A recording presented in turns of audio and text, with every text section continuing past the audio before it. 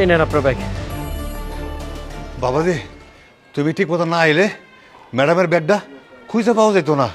আমার ব্যাগে কিছু হয় নাই তো, আমার ব্যাগে অনেক টাকা ছিল।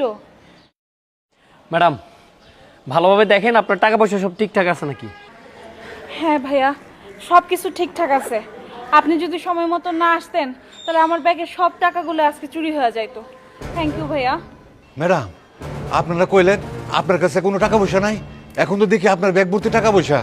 আসলে চাচা হয়েছে কি, আমি না ভুলে গিয়েছিলাম, ব্যাগের ভাঁজের ভিতরে ছিল তো, আমি খুঁজে পাইনি। বইলা গেছিলেন না বইলা জনের নাটক করতেছেন? আমি কিন্তু মানুষের চেয়ার দেখে বুঝতে পারি কে ভালো কে মন্দ। আসলে তো আপনার দেখে মনে হইতেছে আপনি মিথ্যা কথা কইতাছেন, কিরকম একটা চুর চুর ভাব আছে।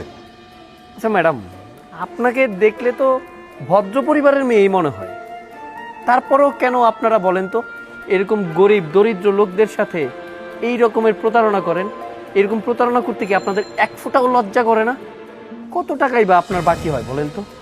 200, 300 বা 400 টাকা?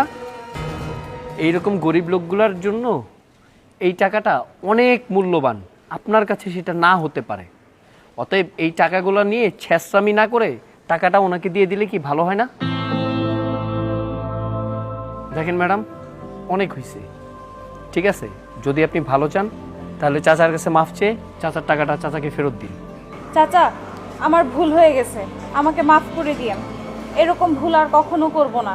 এই যে 2-3 দিন সদাই করছিলাম আপনার দোকানে, 400 টাকা হয়েছিল, এই যে 400 টাকা, আর 100 টাকা থাকুক, আমি পরে এসে সদাই করে নিয়ে যাব। আচ্ছা,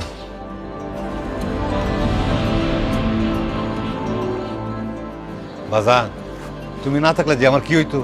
তুমি আমার খুব উপকারটা করছো বাবা। আরে কি যে বলেন না কাকা, সাবধানে ব্যবসা বাণিজ্য করেন, এরকম এত মানুষের বিশ্বাস করা যায় না। আমাদের ভিডিওটি ভালো লাগলে পেজটিকে ফলো করুন, বেশি বেশি লাইক, শেয়ার এবং কমেন্ট করুন।